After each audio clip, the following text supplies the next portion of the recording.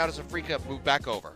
Confirmation that Score, of course, will retain his position after the victory. I think it's going to be a little while till the Rush fans are sated with their homeboy returning into the lineup. Kind boy. Kind boy is, of course, his official nickname. Also, you saying homeboy just sounds weird. It's been a weird night, Achilles. It is 8:06 p.m. Korean Standard Time. How do you do, fellow kids? And SKT fans will be joining, ready to watch their series. Sorry, we're one best of one away from actually seeing a particular match. SKT versus Rox, the 2016 special, will not be on until after this particular programming. As on the blue side, Rise the first ban, sticking with the Calista ban on red side. Let's see if KT put a wrinkle in, though, because we've had that same mid lane matchup a couple of times.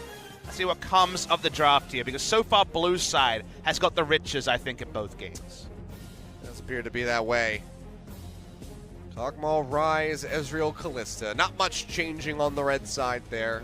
I think that we're just going to be seeing that stick through overall as we move through the games here at the beginning of the spring split. Did see Ezreal yesterday, but overall, it's been pretty shut out. Definitely a favorite of both Deft and Kramer, so the 80 carry pull already significantly hit. What do we see? Mid lane bans apart from the Rise. Waiting to see. Look at this. Okay, we're getting interesting. On the blue side, Braum is banned, so Tahm Kench first pick.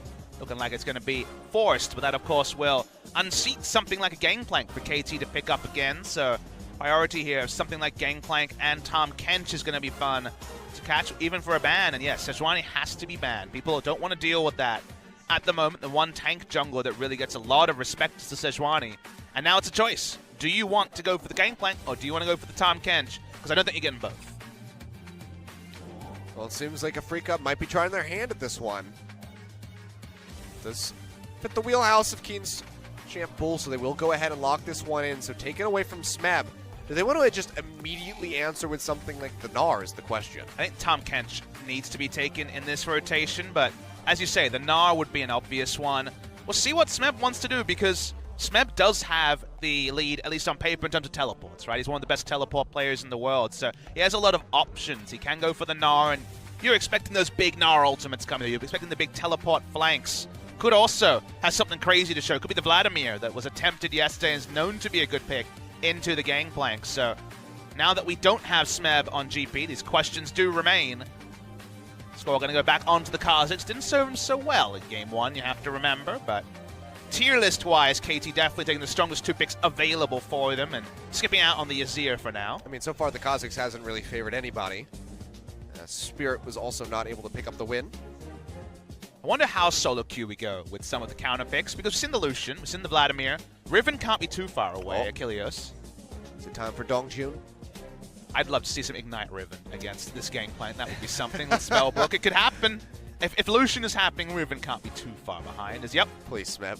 One of our Korean casters, Kim Dongjun, famously did pose as Pool Party Taric in the official Riot cinematic here in Korea, due to his likeness with the new Splash character. And Taric Varus, oh boy. Okay. It's not quite the Braum Varus. Do you like pretty lockdown? Much the same thought. Yes, exactly. Lockdown aplenty. Plus heals.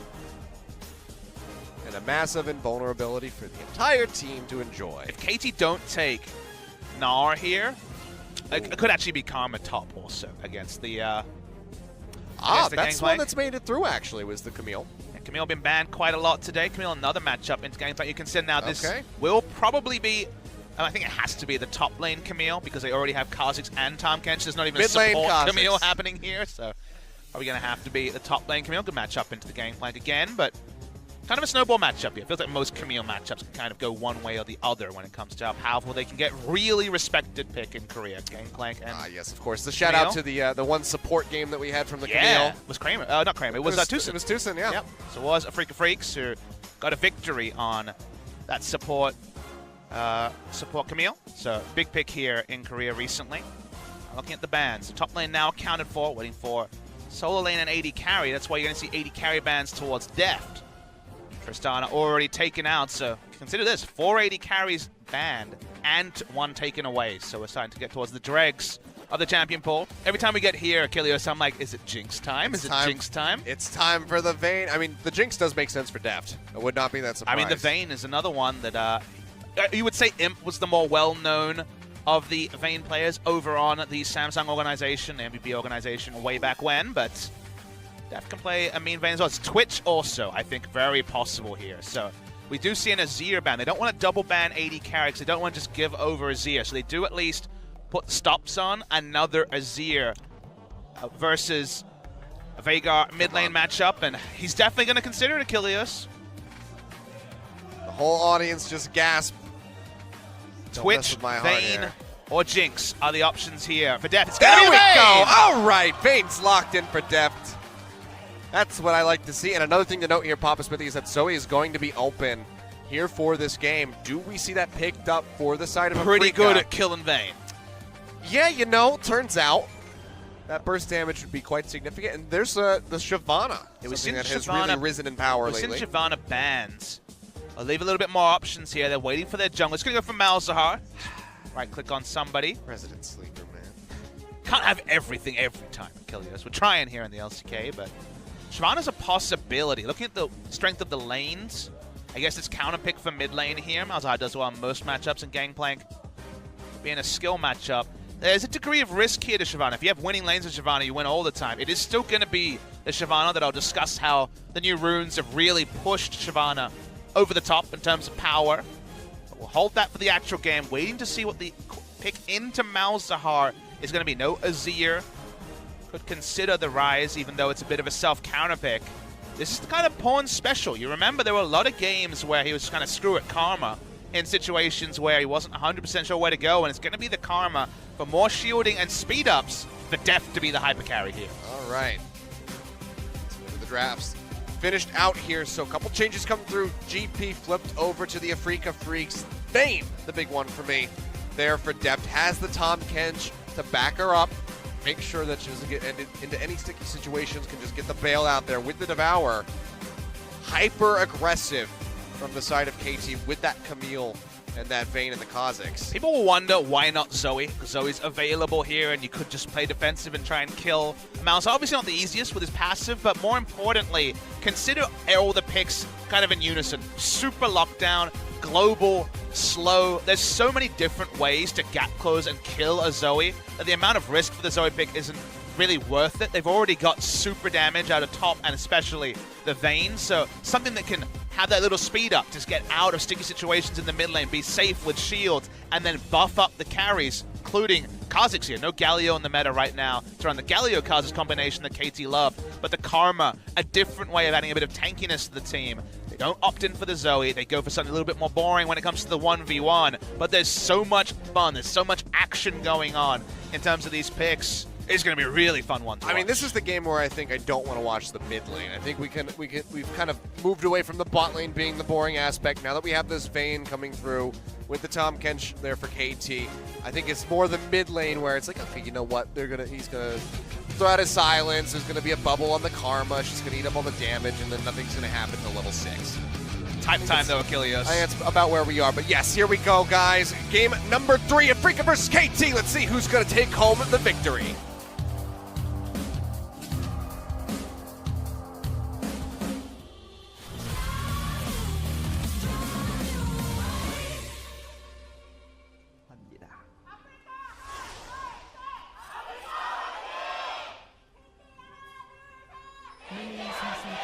KT fans being bolstered. You see that jump forward with a hook shot there. Keen getting stunned up. This map was a little bit too excited there. If he was able to close the distance before, allow his team to back him up. Stun at level 1 is really powerful. Go for the hook shot. Now he has to lane with the hook shot, which is not ideal. Not having the tactical sweep. Could hurt quite a bit at the start. So I can tell you the keystone for Spirit without looking at it or cheating. It's going to be press the attack, which is the big reason that Shyvana come back into the meta. There it is. Look at me. So clever with the Shyvana. Press the attack. The reason why we see it on her and almost no one else. You know, Vayne, for example, people thought that would be a press the attack champion. Definitely not. In fact, Klepto Vayne. That's a new one. Obviously, okay. Tumble Auto is going to be sure, yeah, a way to proc it, but that's a surprise. That's definitely not what I was expecting, So the reason why Shyvana and no one else takes press the attack is that Shyvana instantly procs it. Auto Q is 3 auto attacks because the Q counts as 2. And then from there, then you press the burnout. Then you use the challenging smite. And you get basically a guarantee that if you hit the auto Q, you're going to get the extra damage, the 12% extra damage on all of your rotations. So that's what puts her over the top, is that she uses press the attack better than any other champion in the game because she reliably procs it in an instant. Oh, Smeb. Feeling a bit spicy there. Going aggressive here onto Keen yet again. Only has one minion and he's still just trying to trade. Get that kill there in the top lane. Only watched international events and just sparingly Smeb. You might wonder why he's gotten so much respect from himself and other analysts previously, because he hasn't always had the big times on the international stage. Think of one big cannon ultimate at the last Worlds in 2016, and apart from that was on Trundle duty that time, didn't make it this year.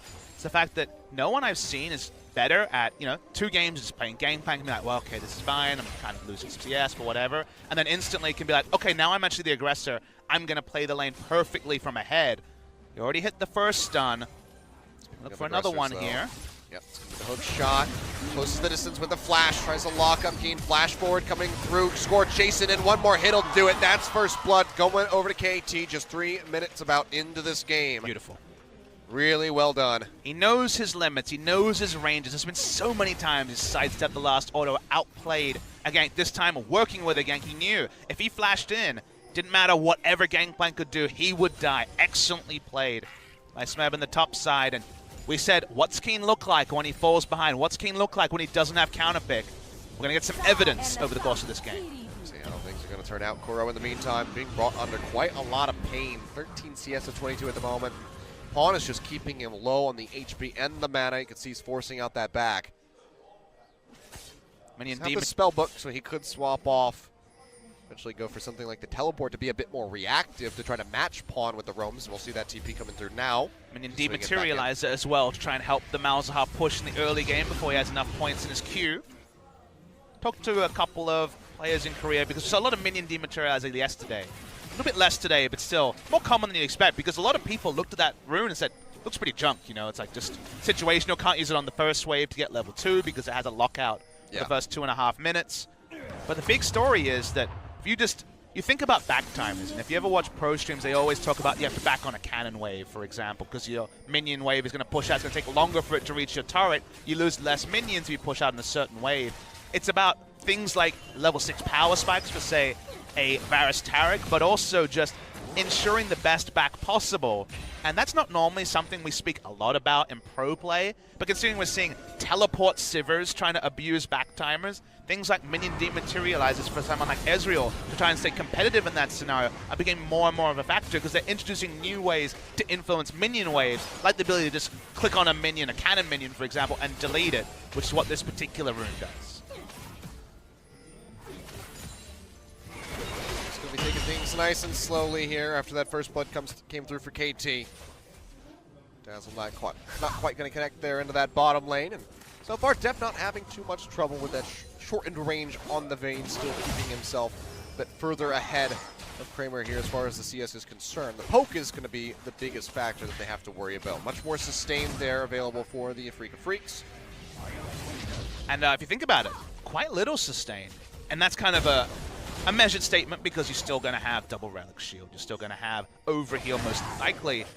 Actually, no. I mean, he doesn't have the defensive change. There's no overheal, and there's no fleet footwork. Remember, Klepto is on the screen. We have to trust that is in fact the rune chosen.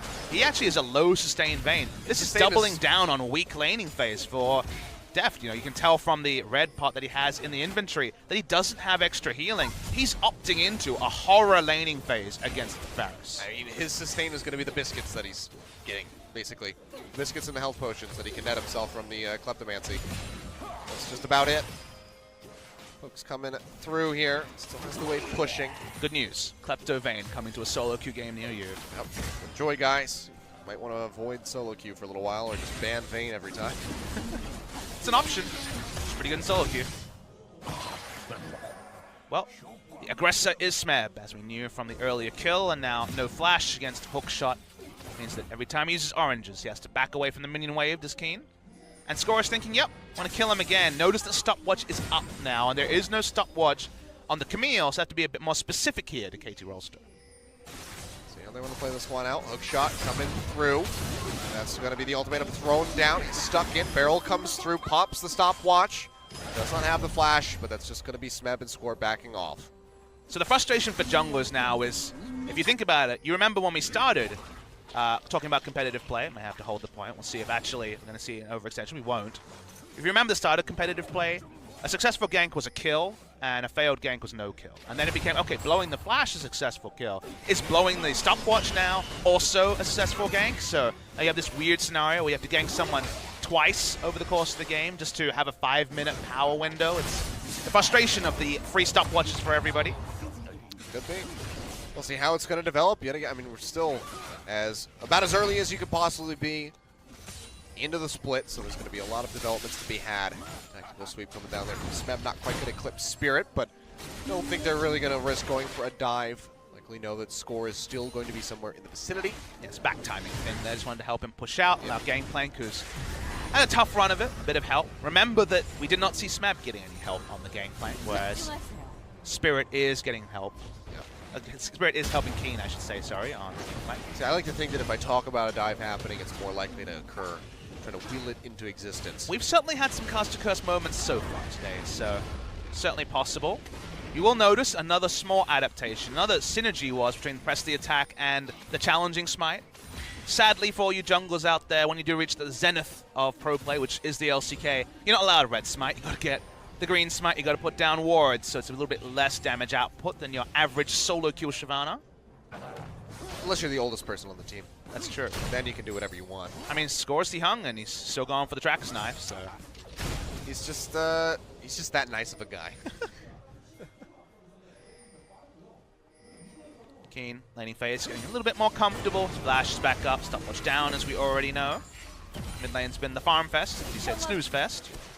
And have you noticed that Deft's handedly winning the bot lane? That's a strange one. Kleptovane, 16 CS up. Having a whale of a time getting the extra gold from the Q. That's so easy to proc. I imagine that might be a back-timer thing, but not 100% clear on that. By the way, he's in a very nice spot. So just want to keep that ball rolling.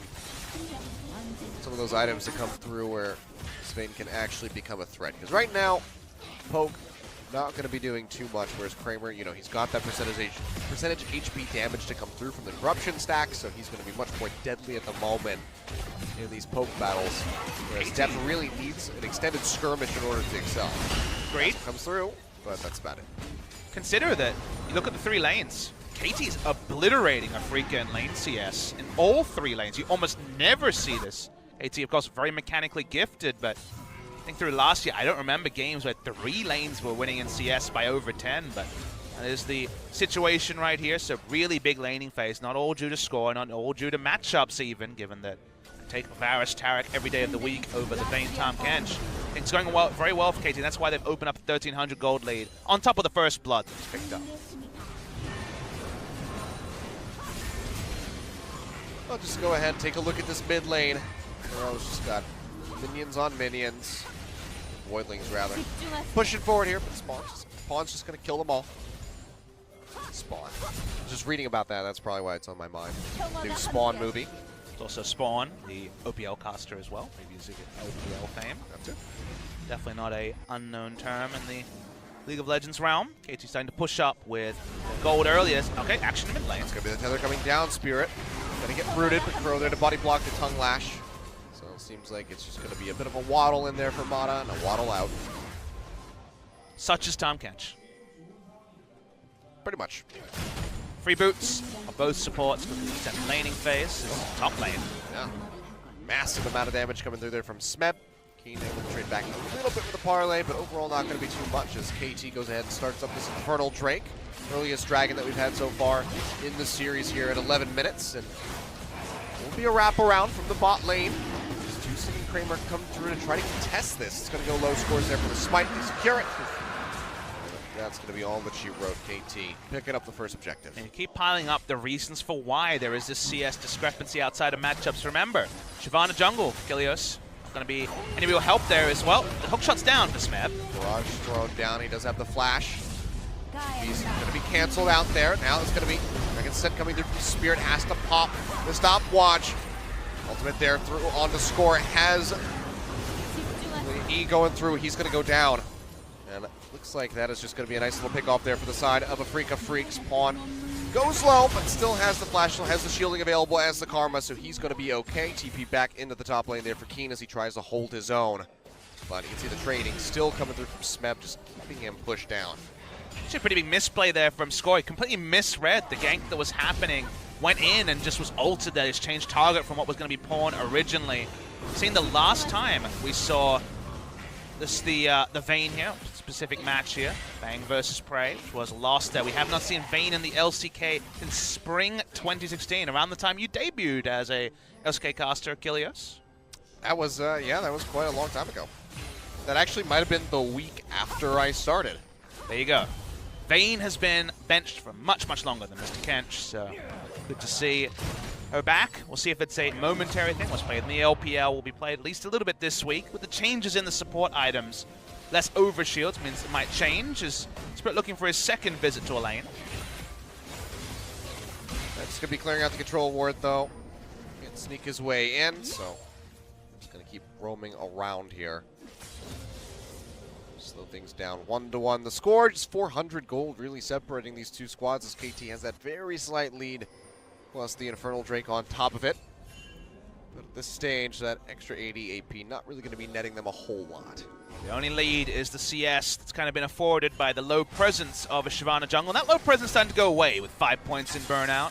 Shyvana will win 2v2s here unless massive burst happens before she can be involved in a fight. So suddenly things get tricky. Whenever as a Shyvana team, you're competitive in gold and the Shyvana's been free farming, which we can tell has happened. Shyvana's ability to overtake mid to late game team fights cannot be overstated. Once the Frozen Mallet is in, things crazy in a team fight. As you know, Spirit's here. Playing very patiently. I don't know if he spotted him there. I'm going to assume not. Oh, well, nope. I'm going to say no because he's going in for that hook shot. That's going to be the ultimate coming through. Throws down the ultimatum, flashes out. Pawn is roaming his way up, has the shield to offer up, and now it's going to be the 3v3 as Score also arrives. Tether going to be broken. Pawn can't stick close enough to get that root down. It seems like everybody's just going to go their separate ways. Zooming my eyes, making sure that when the unsealed spellbook teleports from Mana, but he has gone Guardian this game. He's the one that has to sacrifice after no fleet footwork onto Deft. No one else joining the fray. We all back away. Will be Mata and Deft, however, roaming over into the mid lane. Just really worry for Score here. After dying once, gone for the boots of mobility as well. The timer of Kha'Zix having even close to the presence of a Shyvana starting to really tick and tick away, and Shyvana team fights are soon going to be a thing. Shyvana plus the ability to be completely unkillable with the Cosmic Radiance is a thing of the future, so Afreeca has some real power in the mid game unless KT can stick the landing on what has been a strong early game for them, but only to a point. They really are going to need Deft to be, you know, fast with his footwork there, with his Vayne. If he can stay alive, he'll go around the outskirts of the fight. He can rip anybody apart on the side of Afreeca. Like you said, the Cosmic Radiance will put a delay on that, but as long as he's not directly under threat, then he is always going to be threatening the lives of the members of the Afreeca Freecs. The ultimate used by Keen here. Good read on the map. Pawn had just left, and they did not have vision of a topside river. That's control wards for KT, but good top laner sense here for Keen. Yep. Also not going to allow for really any damage to get through in onto that turret. Smith does have the Sheen, not quite the Trinity Force, but still would have ripped that turret apart very quickly if he could get some alone time with it. Longer the laning phase, the more farm Shyvana gets, the happier you are if you're the Afreeca Freecs. And looking to extend, and you know, you were kind of alluding to the fact that extending against a Vayne can certainly be a fearsome proposition, but Malzahar, even Shyvana can kind of do a number on a Vayne in a fight just because she's so damn quick. Gangplank barrel out of nowhere does a half health to a Vayne, and then just Cosmic Radiance at the right time, and the damage is negated. There is the chance, of course, that we could see a highlight reel play from Deft, but he definitely has a lot to respect in team fights, and one little mental fade will be his death. Well, for now, just sitting down there in that bottom lane, still has that CS lead. Just waiting for Mata to rejoin him. Now just sitting back behind the turret to keep himself safe. But overall, I mean, you got to say, pretty clean farming phase for him. Has maintained a lead, hasn't gotten picked, hasn't gotten any kills himself, but this is about as good as you could hope for overall for Vayne. Oh, it's tremendously better than I could have expected because he didn't even go fleet footwork and he has a CS advantage. That's outstanding if you're a Vayne player. Potential pain would have been something. They would have known that Klepto was there very, very early, of course, given the inventory full of things. Is nice stopwatch. Just have that one. Just going to take a little bit of damage from that hail of arrows. Dazzle coming through, has to flash over to the side. Yep, Afreeca looking for that opening.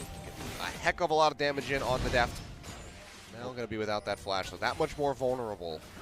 To ult flashes, just like Ruler's famous play against Faker in Game 3 of the World Final. Spirit spotted an award, but first brick is on the menu. Yeah, that's going to be the play that Afreeca are looking for, but Deft and Mata, they're going to call the bluff. They go ahead, they stick around. Dazzle will come through, but everybody else is already peeled back. There's an Infernal Drake that has spawned that they could go for. If they can find the opening here. Pistol Voyage coming through. That's going to be Mata and Deft now arriving in the fight. Smeb here above as well. So Cosmic Radiance comes down onto the 4 members of the Afreeca Freecs. Nethergrass coming down, targeting out in onto Smeb, trying to finish him off, but the Devourer is there to keep him alive, and he's going to be able to exit back into the mid lane. Score also going low, but it seems like they're all going to be able to walk out with their lives. Flashes blown on both sides, an exchange of summoner spells. Afreeca maybe having the better of it because they can go for the turret, they can go for the dragon, but KT do live to fight another day. Yeah, really interesting one. Both teams skirting on respectful potential to either back in or engage. Ult down on Kramer was pretty significant there. He couldn't look for a pick, so both teams skirted around.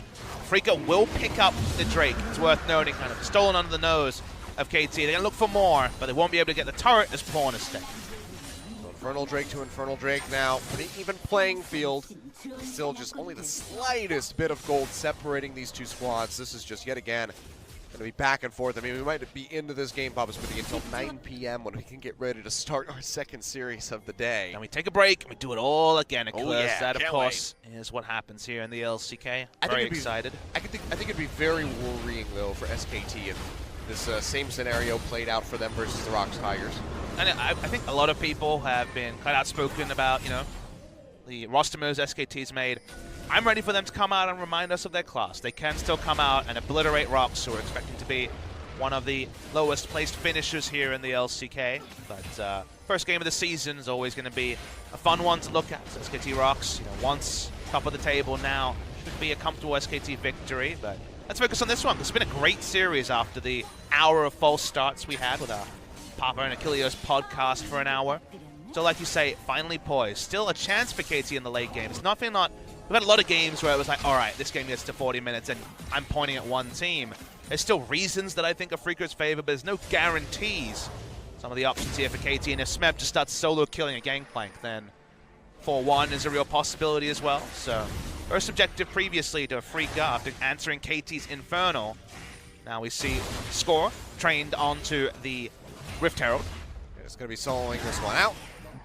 Be able to do so with relative ease. Does have Smeb there to back him up just in case, but oh no, it's actually going to be the Baron spawning. He doesn't have time. I didn't even look at the timer. And neither did I. That was comically late attempt there. Okay, I just assumed the Score would have enough time because he's Score. You know, he's a very smart jungler. That was a bit foolish. The Rush fanboys getting louder and louder. Oh yeah, Rush would have never started that. He wouldn't have wasted his time. There were Raptors. He would have seen. He would have known. And he couldn't finish it off. Well, a bit silly there. Bible Score. It's going to be a long season for Rush fanboys, isn't it?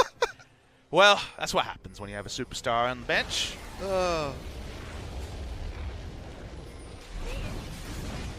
I mean, that's the thing that honestly we have to that has to be proven. Is he still going to be at that superstar caliber after this long away from competitive play?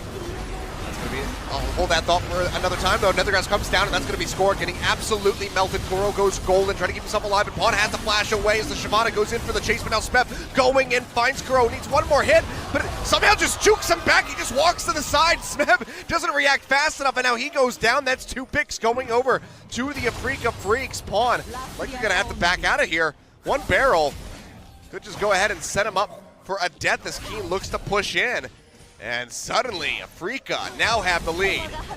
Pawn doesn't have to worry about dying. No Infinity Edge yet on top of the items here for the Gangplank, but that's what we talked about. What do 2v2s and 3v3s look like when the Shyvana has free farmed? And Everyone on the side of Afreeca gave up lane CS for Shyvana to hit her power spikes, and Shyvana there jumped in. They instantly deleted score. Wasn't even a factor. He's gone into the boots of mobility. Didn't really have much to show for him other than that. Too easy for the side of Afreeca and a preview of future fight. I mean, Leandri's tournament with a Morellonomicon completed here for Kuro. CDR's there, the percentage damage with the Malefic Visions on top of everything else has come through, and I mean, we know this pick potential from the Malzahar, the lockdown there onto the squishy Kha'Zix. Moby Boots with a Duskblade, he just falls. That's it. He dies instantly too. Just an auto attack from Shyvana, and Malzahar's one round of burst, so useless in fights around mid lane. So guess what? Don't go near the mid lane. Do other things on the map. You can still turret dive very well, but skirmishes when Shyvana's around. Unless you know she's far, far away, do not opt into that if you're KT. Yeah. Speaking of Shyvana. Go pushing in, Nethergrass, it's back up again. The Devour is there from Mata to try to keep him alive, spits him out.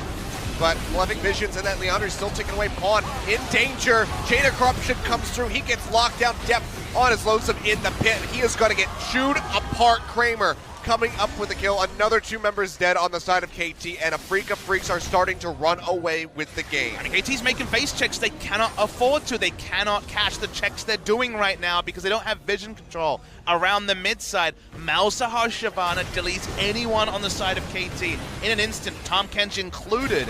Get 2 kills. They're going to consider the Baron here. They have the Voidlings. Yeah, the call is Baron. Yep. Go ahead. Start working their way over here. Mata's on the backside of the pit. Score is there. He's alive. He's healthy for the moment, but jumping into the pit yet again.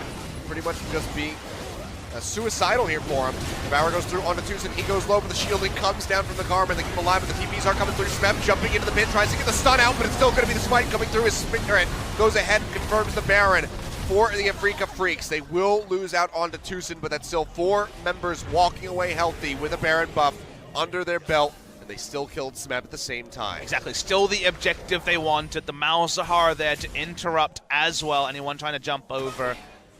Pretty straightforward stuff from Afreeca. Good call. They didn't need to worry about getting the outer mid lane turret or focusing all their time on turrets. Just taking down the Baron so quickly for the Afreeca Freecs. And maybe this will be the day in history where they actually pick up the match win. Rush would have stolen that Baron.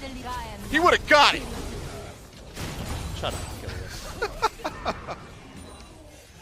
I just know that that's what's going on here. Kramer, he's going to get jumped on. Just have that stopwatch trying to keep himself alive, but it's... oh, wow! I was going to say it's pretty futile, but he actually manages to kill Score at the same time. The damage from that Bear is coming through. Does mean that Def's going to be able to take down the turret as well. Nice trade kill, but kind of a confirmation of the fact that Score really wants that Guardian Angel completed soon, otherwise he's going to die to basically anyone in a Stair Fest. Same time, Keen gets the bot lane turret, same time. The Drake goes down as well. Trying to double down and take a second turret, but not many good news stories here for KT. Yeah, definitely not. Spirit going to go ahead, get that second dragon for them. Mountain Drake coming through. Deft and Mata will be able to finish off the tier 2 in the top lane. 3-2 as far as the turrets are concerned, but still going to be that 3.2k gold lead for the Afreeca Freecs. Kuro's still interested here. Will be spotted by 2 wards. Wow, okay, power flash really away. Mata does not want to mess around with this Malzahar. You would have thought he would have known because they had a lane ward. The Gangplank wasn't really in close enough proximity, but safety first here and kind of understandable. A couple more things go the way of Afreeca and it's almost a walkover in this game. They feel massively far ahead. Look at Spirit. He's been able to, on top of the core, just pick up more tankiness. He's now going to be just unbelievably strong in a fight now that he's picked up all these items. He's overloaded 3-0 and 3. The early gold didn't mean enough for KT. They haven't got enough turrets to open up. They're behind in turrets in a game against a Shyvana jungle. It's all falling apart for KT Rolster. Certainly not looking good here. Earl playing very far forward, has the passive up. There's a push in, threatening that Nether Grasp. Score's waiting over the wall, spotted out by Ward there, however, so not as sneaky as he would like to be. Spirit side laning. That solo queue. Shyvana is going to win this game himself, damn it. I mean, really, they need Smeb to just go off on somebody, but with the pressure being applied by the Shyvana and the Paris, we already saw how much burst damage Kramer can do. Even in a 1v3 scenario, killing Score, just not looking good. Hook shot to the side, but he's still going to be locked down. Nethergrasp just for good measure, and there you go. Smeb is absolutely deleted off of Summoner's Rift, and soon it's going to be one of the inhibitors looking to suffer the same fate as the Afreeca Freecs just come knocking. The intelligent draft from Afreeca played oh so well. Going to break the base earlier than expected, 26 minutes into the game. Much faster than the last 2 games. Inhibitor here in the bottom lane will fall. Smeb still dead for another 20 seconds. No teleport even when he respawns, so no rush. Yep. Just move back. Get out of there. The items, you know, they've powered up the depth. He's got double Zeal and Infinity Edge. He does oh so much damage, but you can notice that basically anyone kind of puts their hand up for a fight and they get obliterated by Malzahar and friends. So theoretical damage for Vayne, but effective damage? No, no, no. Really rough spot here for KT and for the fans watching. I mean, the majority of the audience here showing up to support them. Poor game from Score, should be said, especially in Game 3 here.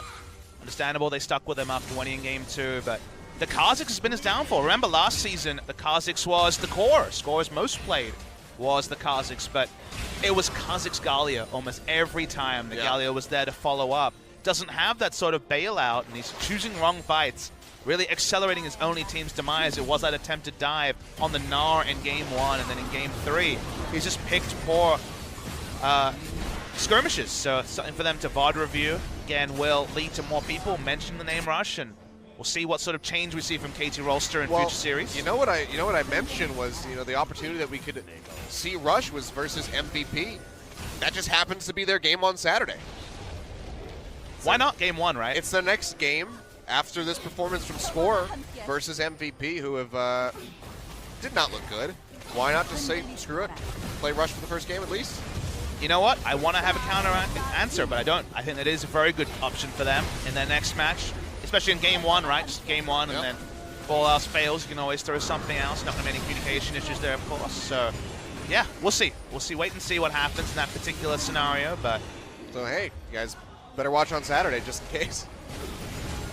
Always appreciate your patronage here in the LCK. Like I said, especially the MVPs who stuck with us throughout the entire podcast that we had going on earlier.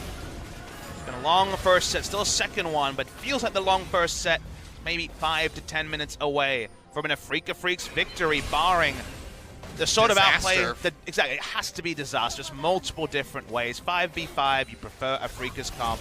KT split pushing through Smeb early after the first blood looked like a possibility, but it's a long forgotten dream at this point. And yeah, Def got the auto. Follow the auto.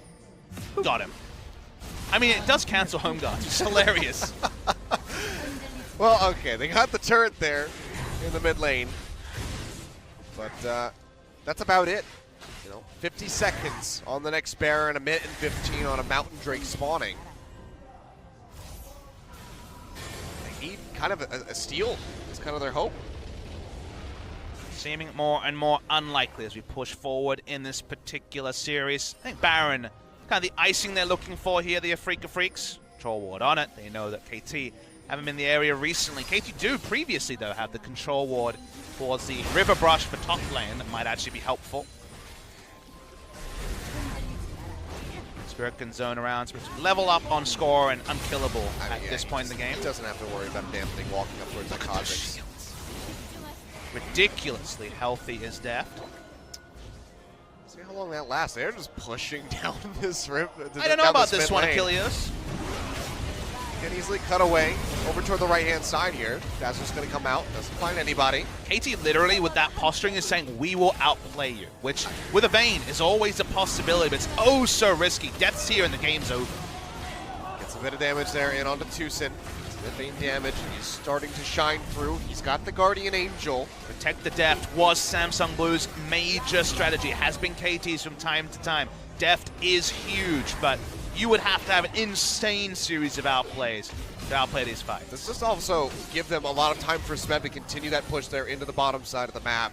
Keen was playing forward up into the jungle, trying to, you know, kind of staying by the rest of the Afreeca Freecs. It's bigger than that, because they're doing it against the super minion spot lane as well, taking turrets. So hard to do. Ult misses.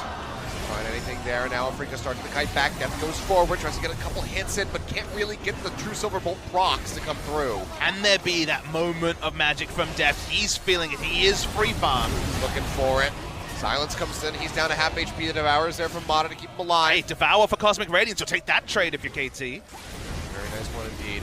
Now looking for Spirit. Gonna get chunked out. The other grass comes through. He does have the Guardian Angel, which will get popped now as the TP comes through here from Keen. So that's gonna be Mata going down. Deft respawning right into the thick of the members of the Afreeca Freecs, and he'll get taken out. The bot lane completely decimated. And now Afreeca just gonna be looking for, another inhibitor here in the mid lane that can rotate down, retake the one in bot as well. Score, he's on the back side, maybe trying to drag the minions, but he can't get there in time, and he'll be walking into the base of death. Smep's gonna go in, looks to lock down Kuro. Can they finish him off? Shield comes through. He's not yet dead. He will finally get popped. His pawn finds the kill, but they're trading it for Smep. They're trading it for Score, who's gonna go down. A double kill for Spear, and maybe this is just the end of the game. Papa Smithy, 32 minutes in, one inhib down, waves coming forward, but seems like Afreeca, they don't want to get ahead of themselves. They know that the respawns are coming through from the bot lane members of KT. They will peel back and maybe set up for that Baron. With Def with 10 seconds off from respawn, they don't even try to take the second inhibitor because they know that if they overstay for a second inhibitor, Baron is a possibility for the side of KT Rolster. So safety first here is the call with Spirit now. Apparently the shot caller from what we've heard. KT, they tried to go for those outplays. You were thinking it was going to be a pop-off, but Malzahar didn't even have to flash to get the ultimate onto Def. A positioning mistake. Where did Vaughn just TP from? I didn't catch that, but the I super think minion he just wave TP'd from there. the base into right in front of Interesting. okay. Let's just leave that at lie as it will. I'll just, yep. Good news story for KT, taking that particular inhibitor turret. But it's not going to be something they can return to. Feels like the full court press from Afreeca is inevitable. Def trying it again. This time there's no Malzahar to lock him down. No QSS on Def, it's worth remembering. Yeah, I would say that that's ill-advised. Especially because he walked up after being devoured, then you devour was on cooldown and died. So, speaking of dying, this Baron is so fast going down. Yeah, it's just getting melted. Score looking for the opportunity to get in there, but just doesn't really have it. Knows that he'd be going to his death. And the Baron gonna go over to Afreeca. 3.5 minutes on the clock. Mid in him already taken out. Bottom one still exposed. KT need absolute miracle. It's not an impossibility, but it's certainly improbable, Achilleos, as Afreeca need to stay rotund. Trying to play the map here is Smeb. Keen doesn't have teleport, so he can be extra annoying here on the Camille and know there's no one to answer him. Oh, the Dragon's going to be a late spawn. It's going to be taken here at 34 minutes, the 4th Drake of the game. That probably will, the game may be over by 40 minutes, so it may not be a massive factor. Smeb making his way out of there. As you can see the charge coming through from Afreeca, moving down that bottom lane. They want to get that second inhibitor. Let's see what the next purchase is for Def. Goes back, can of course sell the Targons. Keeps the Targons, sells Guardian Angel for Bloodthirst. So still no QSS. His read here, once he committed to GA, is he can't afford the DPS drop of going QBS. Didn't have an entire Mercurial. So the most damage he can get on his income was a Bloodthirster for another Overshield for healing in a fight. But they have to account for the Malzahar. They need to find a way to stop him just being killed. He's a short-range DPS against a short-range mage that will delete him. Really running the risk here is Def. It's a lot of confidence, but you can see not really helping him out in any way, shape, or form as that inhibitor does go down. 2 now taken out. Afreeca can draw that pressure away, but Smab, yeah, he's going to be going for the play here into the top lane. And he'll be able to chunk that out very swiftly. Let's see if they can actually pressure these recalls. Baron recalls. Trying to interrupt him. Doesn't quite get it. Right in that last little bit. Smeb is able to finish off the inhibitor, however. Kuro's alone. Yes, he is. Now the TP coming through, but that's just going to get canceled out. And actually, Smeb setting himself up to almost get caught out there, delaying right outside the base of Afreeca Freecs. In the meantime, KT just going to be losing that that Nexus turret. Oh no, the cannon minion got confused. Oh, didn't know what to do anymore. That cannon minion was paid off. That's what I think there. Quiet, please. Oh. I have forgotten my function. How do you get distracted from this like appealing large turret and just go for a random minion? I don't understand. I don't know. It's like seeing 20 bucks on the street and then going for the penny. I'm guaranteed the penny. The 20 bucks is 50-50. But the penny's good luck! It was face up! Think about what that luck could get me down the line. Well, all the I luck. could find 20 bucks. It's good luck for KT, and they need a couple more moments of that. They need to find some 4-leaf clovers, some rabbit's foots, anything appreciated. Hard to understand. Look at the gold that Deft has. He has about, what, 2,050 worth of gold to spend because you can sell the Targons just over 300. Is the shield worth it over a QSS? You'd think not, but also you have to also take into account that right now he can't be shopping, he needs to be in lane, so the next purchase time may never happen. The game could be decided. Kuro has flash available, wants to flash ult at any opportunity, but he'll take a free turret first.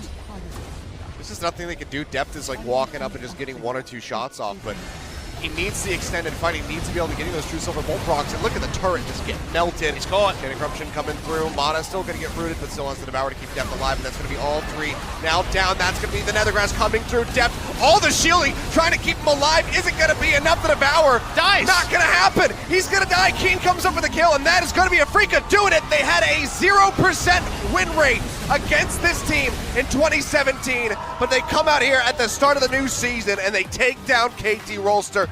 A lot of people, jokes aside, got very excited for KT. But this is not the start that they wanted. Afreeca, however, looking like potentially a powerhouse that could develop moving forward. Yeah, Afreeca Freecs and 3 games. We know all about that match made in heaven, but actually winning it over KT for the first time since the inception of the 2017 LCK spring season. Great shot calling. I like the draft as well. Too many mistakes from the likes of Score over the course of this first series, and in general, Afreeca Freecs, they're what they were required to do here today. Face against KT Rolster with the same lineup. When they have the new lineup, they no longer have Marin. There were more questions about Afreeca by far. KT came in big favorites, and Afreeca on the first time of asking have done excellent against KT Rolster. Big victory for them, and maybe they really do have to be respected because Afreeca Freecs are looking and gunning higher than ever before. Yeah, they really are. I mean, Keen especially, got to give that guy props. Yep. Really excellently done here on the day. Some mistakes, obviously, here and there in the Lucian.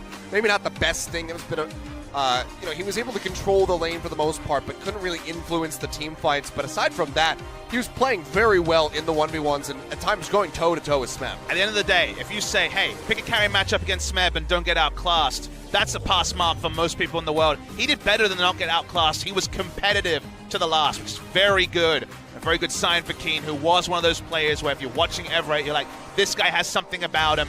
What will he look like on a better team? He's on a better team now. He still looks good. And KT Rolster, even with the off-season interviews saying that they'd leveled up their shot calling, even with the confidence of winning the Casper Cup. Casper Cup means for nothing in the 2018 season. It means for nothing in this first best of 3 of the season for KT Rolster. And they have it all to do still, despite all their proud words. Well, rough times here for KT. Back to the drawing board. Have to get ready for their next series. At least might be one that they can feel good about with MVP taking to the Rift against them on Saturday. Maybe we'll get to see Rush make his debut here. We'll have to see how that develops as time goes on. But, I mean, that would be the most damning thing for them, would be KT struggling to beat MVP. Fair point. We'll wait and hold our judgment for that match. Let's compliment also Spirit, who was on your screen before. If he has truly taken on shot calling, going for the Shyvana here, having his lanes hold back, saying, don't worry, guys, we can work around the Shyvana. The Shyvana worked a treat in the mid to late game. Good job for him. First Shyvana of the season here, and we will see more of it, no doubt, going forward. So, good news stories for the Afreeca Freecs. No one really to single out. I think everyone played their part on that side. Yeah. Whereas with KT, definitely most people waggled their finger at Score. Both Score and Peanut. That was the question, right? Who's the best jungler? Was it Score and Peanut for a long time? At the moment, you would say neither. Score did struggle pretty significantly on this day, but one set in to their season. Afreeca Freecs finally take the 2-1s. Last season, if they won more of those 3-game series, they would have finished higher. They would have skipped some best of 3s and best of 5s and potentially had a better finish. Looking at the damage dealt, predictably, a lot for the Varus. The Vayne did 20,000 damage, but when it came to those late fights, it felt like the Vayne was a non-factor. I mean, everybody was also just so tanky that having that much damage doesn't mean much because you're barely going through their HP bars. So there's a lot of chipping away. They're done by depth, but we didn't have that explosive performance from the Vayne that we would have liked to see, just dodging around the skill shots. Instead, it was just kind of move forward, get caught by another grasp, and die. That's the way that it went, but Spirit will be walking away with the MVP here, as the MVP rather, from game number 3. 92% kill participation, 7-0 and 5 deathless performance with a Shyvana. And you can't really look any better than that on a Shyvana jungle performance, because what does that number say, the 92% kill participation? The laners said, okay, let's hang back, let's give up CS. Everyone was down 15 to 20, you'll remember, top, mid, and bot lane, and then put faith in the Shyvana. And the moment Shyvana got involved, everything worked golden. Just like that stopwatch for the side of Afreeca Freecs. Everything worked out for them. So they picked their time, they bided their time, and then from there, they won every fight. Yeah, beautifully done by him. Just ripping people apart left and right, so really well done. This is the one where Smeb just kind of traded places there, missed that last auto attack on Kuro. Would it have changed the pace of the game? Absolutely not, but still a feel-bad moment indeed for KT overall, but Spirit absolutely on point, walking away with multiple kills from a lot of these fights, coming up with doubles, etc. Able to get from there on the Baron with the smite, making sure that does not get stolen away. And Shyvana doesn't fit every comp, but triple lockdown, Malzahar, Varus, and Taric, even the unkillableness of that cosmic radiance, yes, unkillableness is a new word, allowed him just to be a pure damage jungle. All Shyvana provides is damage and 1 CC with the ultimate, and the damage worked out. Yeah. See, I mean, Def just getting a little bit too excited, manages to get the True Silver proc off one time, and it's like, I can kill this person, and then just, well, no, there's a Malzahar. You've got to wonder about the lack of QSS, because it didn't matter how many extra shields he had if he could never do damage. I mean, you saw how many shields he got at the end yeah, right look here. We're watching this right now. It's ridiculous. He has insane shielding, but... And then he dies in the middle of the Devour cast going through there as Keith finishes them off. If you can't reposition his Vayne, you don't do damage, and that's just the reality that he faced here. So Afreeca Freecs, they will be our first MVP interview. Credit to them. Upset over KT Rolster. Yeah, very nicely done, and I mean, the guy who's been quietly sitting back in the booth waiting for this moment, it has finally arrived, so we're going to get ready to throw over to the interview. Joel Discord, take it away. Thank you very much, guys. This is Joel once again, back for another season as I bring you guys an interview with the translations once again. We begin the LCK 2018 spring with Afreeca Freecs, beating out KT Rolster in a 2-1 fashion, and we're going to be here with the MVPs of the series, Spirit and Kuro, for an interview. 기록을 보니까 2017년 서머 정규 시즌 MVP 1위예요. And Kuro, I mean, by the time you ended 2017 summer, you were first place in the MVP received. And right now, you're back up with us doing another interview. How do you feel? 자주 만나서 되게 기쁘네요. It's great that I'm seeing you guys so often. It must mean something. And I'm sure it was a game against KT that you guys had a hard time defeating in the past. How do you feel about the win? 한 새벽 5시 정도까지 일단 얘기를 열띤 토론을 I think our team was just discussing over this upcoming series until 5 a.m. Just talking within the team and knew that we were going to get the win after getting the first one, but and the second game was quite a disappointment for us because I think we did let our guard down and wasn't the attitude that we were supposed to be having. But I think in the end, getting the win is all that matters, and I feel great about that. And it was interesting that you picked out Azir. It felt like was one of the champions that you didn't like to play. 문제는 별로 없었다. I always felt like my Azir never had a problem. I'm sure you've seen my Azirs perform poorly, but it wasn't my fault. That's all I have to say. Spirit, you want to add on to what Kuro's been saying? 아직 문제 없다고 하는데 He says there's no problem with his Azir, but you know, when you practice with him, you kind of know. You kind of know about his Azir, and there's not much further comment I need to make about that. But you know, he did it well in the game one, so I'll give him that for sure. And of course, the absolutely great initiate that came with the Azir in game one was probably the game changer for that specific game. I would have to say this was it right here with the Azir. My teammates just gave the call that all the flashes were gone at that moment, so you know I went in pretty aggressively, trusting my teammates they would follow up, and I think of course my teammates did a good part of giving me the first opportunity to do it, but I think I followed up very well on that one. 아프리카 프릭스의 실세가 되셨다는 얘기가 And it felt like we've been hearing rumors of you've been getting the main command and the main shot calling of this team, Spirit. 자리를 맡게 됐네요. Yeah, of course. Somehow I'm in this position where I can make the shot calling. 특별한 거 없고요. I mean, there's not really a big change with Spirit on this shot calling role. I don't feel any changes coming to our team, so I don't think it's a big factor of our team by any means. 그래서 그런지 1세트 얘기를 좀 이어가자면 이제 자크를 플레이했는데 And moving, still talking about game one, playing Zach, you had some disappointing moments throughout the game.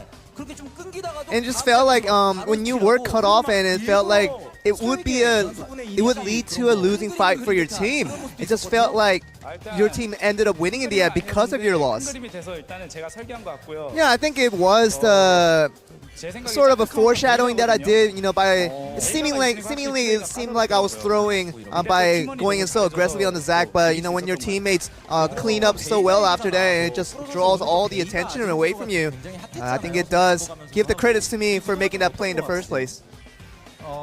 일단 주도권은 아지르한테 있는 것 같아요. Yeah, I think in the current matchup with Azir and Vega, I would have to say Azir has a little bit of an edge just from the laning standpoint, and I think just that builds up to the very much the late game where it does have the better advantage overall. And of course, game 3, what we want to talk about later was the Shyvana coming from you, Spirit. And it just felt like something that might not have been a choice of champion that we thought we didn't expect you to pick on that one. Yeah, it's not my favorite champion by any means to play on the jungle, but I think a win's the most important thing, and just getting the win was the what it took for me to pick that champion, even if I didn't like it that much. And it seemed like Keen at the top lane was having a hard time in the top lane when you were playing the Shyvana. I think, him being still kind of a rookie and being a kind of a newcomer into this LCK and not getting nervous and holding on to his place, even though bad things does happen to him. I'm very proud of him for that. And of course, with Keen adjusting to your new team, how do you feel about helping him out on that one? Yeah, we just kind of try to joke around with him a lot and just tease him a lot just to make sure that he feels more friendly with us and just gets more comfortable with us in general. And it felt like the roster of Afreeca Freecs, starting with this 2018 spring, has gotten a lot stronger. Yeah, I think our team morale feels great right now because we're just loud and rowdy, and we're just having a good time, and whenever we do meet the fans, they can definitely tell the smiles in our faces. 장점도 있죠. 장점을 얘기해 주셔야 돼. 장점은 이제 팀 내부가 시끌벅적하고. And of course, like I said, the positives are that we have a good vibe going with our team. 꿀픽을 찾을 수 있다. And I think it's our communication becomes greater, that we're able to find these hidden strategies within ourselves, and that really does help our team grow as a unit. And I know that, Spirit, you're good friends with some of the members from KT Rolster, but you knew that Deft picked out Vayne. Did you, or are you not surprised by that pick? I think, Deft, he knew he was getting into trouble when he picked that pick, and I was just kind of smiling in the back and knowing what's going to happen in the future for him. And of course, coming back from a 1-1 deficit, coming back to win in 2-1, getting the win was significant for you guys, but it's just the beginning for you guys. And I'm sure a lot of the plays that you would have done better if you had the chance to go back. How do you feel about the future going into this? Yeah, I think I didn't have many chances to prove myself in the past season, so I really worked really hard to make sure I do that this time. But I think, it's important to get that first win out of the way, and just it's really good to get in on our first game. We try to do better for the rest of the season. Anything you would like to say to all the fans that are joining here today? And we have to say that we're not the best team in LCK, and no one can really deny that. But I'm really thankful for the fact, even though the fans are still cheering for us, even if we're not the best team. And just going back to 2017 spring, we kind of said this last time too, but we'll just try our best and to become the better team that we want to be. 다시 한번 두 선수에게 큰 박수 부탁드리겠습니다. 네, 오늘 첫 경기는 And that seems to be the end of the first interview of OGN's LCK. Gonna bring it back to you guys. 축하드리면서 Thank you very much, Joel. So a bit humble there at the end. So you know what? We are not the best, but we want to be better. That's what they're aiming for. And I think my takeaway of a comment like that is they want to be the team you talk about as one of the big ones. They want to be an SKT, a KT, a contender. And honestly, beating KT today and keeping up consistency, which was the dirty word for the Afreeca Freecs, keeping up any sort of consistency will be so big for this squad because they're on the precipice of something great. I love the roster that they put together. This is the sort of team where if they can parlay what is some obviously good feels among the members and good picks and play, the sky is definitely the limit. Yeah, but guys, we're not done yet. We still have a whole other best of 3 to go through here with SK Telecom T1 versus the Rocks Tigers coming up. We're at 9:06 p.m. We're going to have to let these guys get set up for a little while in the booth. Make sure that there's no microphone issues with the hopefully headsets. So we can get that one underway and see how SKT, what form they are going to look in as we get ready to dive into that one. Rocks Tigers as well. We're going to have to see how these guys have adapted. They have Kuzan starting on the roster in the mid lane. Also have Effort in the bottom lane. You're saying too many things, Achilles. We're going to have a short break because they want to get going. All right, well, we'll see how long it's going to be. Look for that timer up on your screen. We'll be back in that amount of time. We'll see you guys here for SKT versus Rocks. Don't